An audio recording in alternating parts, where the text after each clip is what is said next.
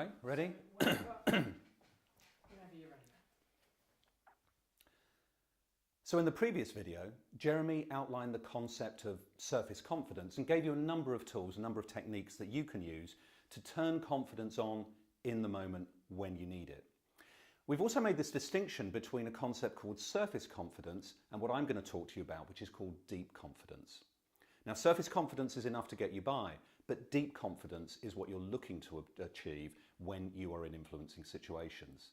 Now, deep confidence is related to a concept called deep practice. So I want to start by just asking you to do something for me. If you would, pick up a pen, find a piece of paper and just sign your name as you would normally. So assume you're signing a letter. Just do that for me now. Great, now what I'd like you to do is take the pen, put it in your non-preferred hand. So if you're right-handed, put it in your left hand and just sign your name again, just underneath where you did before. Great, so what did you notice? Often what you'll find is that first time of signing your name, it's natural. It doesn't require any thought. In fact, you could do it with your eyes shut. It's that easy. But as soon as I ask you to change that habit and to put your pen in your non-preferred hand, you find it altogether a different kind of kettle of fish. So what you find is you put a lot more effort mentally into thinking about how to do it.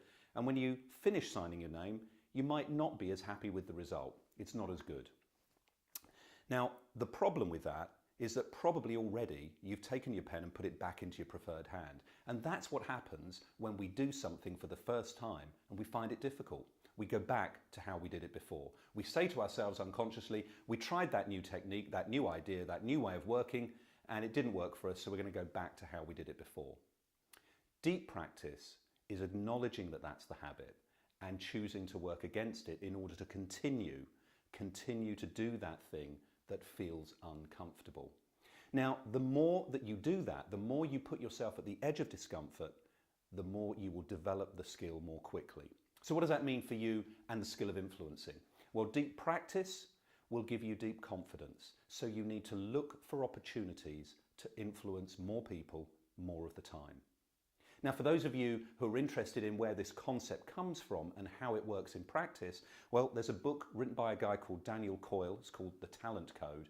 And in it, he researches all around the world different pockets of outstanding achievement. And he tries to find out what is it that allows a music conservatoire in Australia, for example, to turn out far higher proportions of concert grade pianists than any other music conservatoire. And what he finds is that in every single situation, those pockets of excellence focus on deep practice.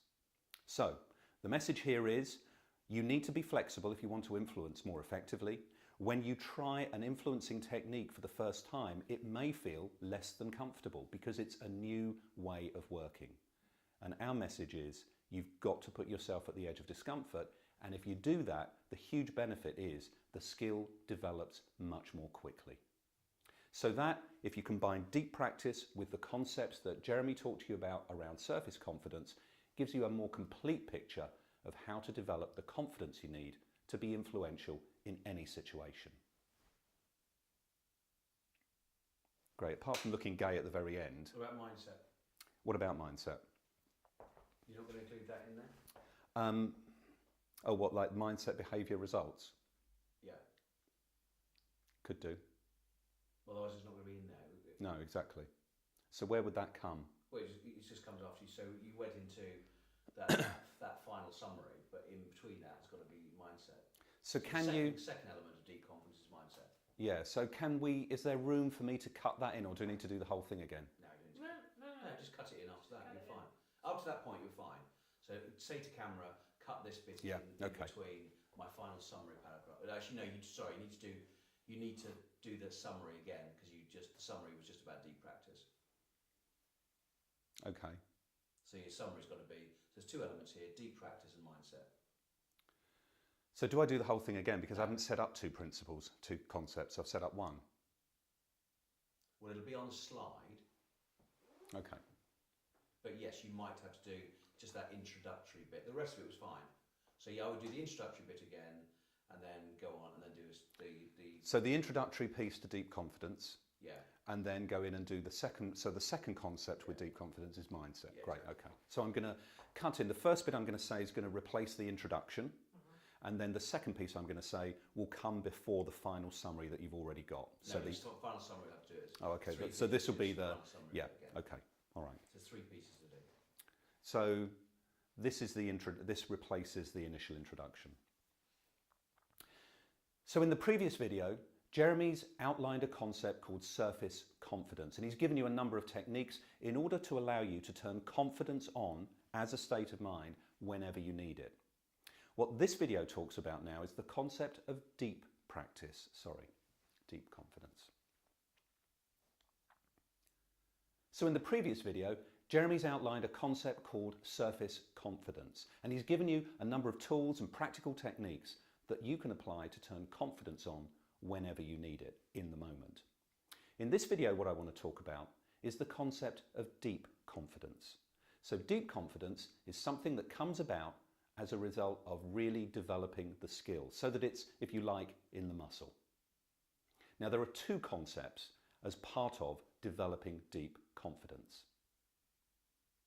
So that's the first introductory piece. Then we go in and we carry on with that bit that I said, and this next bit is going to be the second part that will come before the summary. So the second concept as part of the deep confidence is this idea of the relationship, the specific tangible relationship between your mindset and the results that you achieve. So if you're, for example, you imagine going into an influencing situation, it might be, for example, a presentation to a large group of people, much of the sort of thing that Jeremy and I need to do during our normal working week. Well, if we go into a particular situation and we feel nervous or anxious, that's an example of our mindset. Now, if you think about being on the receiving end of a presentation from somebody who is nervous or anxious, what would come across? How would you notice that? Well, if you think about that for a moment, you might notice it in their body language. So their mindset will give rise to certain behaviours. Now, those behaviours are unconsciously linked with mindset. Very difficult to fake them. So if somebody is nervous or anxious as a mindset, that will be communicated through their body language. It might be communicated through their voice. If you're nervous, you tend to increase your pitch, you speak quicker, you might stumble, you might start fiddling with things like pens or the Prince Charles cufflinks fiddling thing, and that will all get communicated to your audience. Now, if you think about those behaviours and you think about what results will come about, you can see that the mindset of nervous or anxious will give rise to behaviours that will limit or inhibit the nature of the result you get. So the concept of mindset is one of, first of all, being aware of your mindset before choosing to do something about it, not allowing yourself to be a victim of a negative mindset. We would suggest that in most of your situations, that mindset of confidence is the one that you absolutely need to have when you stand up or when you start to present your ideas. So those 2 things together give you the concept of deep confidence. In the next video, we're going to look at 2 other aspects of the C-cube model of influence. C-cube model of influencing. Influencing. So do you want me to just say that last sentence again? Will you be able to cut that last sentence in? Or do you want me to do the summary bit? I think you need to probably, spend a little bit longer, slightly longer on the summary. And then, are we going to do the, we are doing it together, are we? Yes. What did we decide? We're going to do the next one, which is credibility and connection. We'll do that together. Okay. Yeah. So this is the summary. This is the final summary. Hopefully. So those 2 concepts together create the idea of deep confidence. Confidence that's in the muscle, that you naturally feel, so that when you go into any influencing situation, there's nothing specifically that you would need to do. You've influenced enough, you've practiced it in enough different contexts that you feel able to utilise the skill. It's the same feeling you get when you get onto a bicycle having learned to ride without those stabilising wheels. You just know how to do it. So those 2 concepts were, first of all, the idea of deep practice. Look for opportunities to practice your influencing skills. Look to do that in a number of different contexts. If you find any particular context particularly concerning, you've got to look for opportunities to be in that situation if you're going to improve the skill. And the second concept, be aware of your mindset as you go into an influencing situation.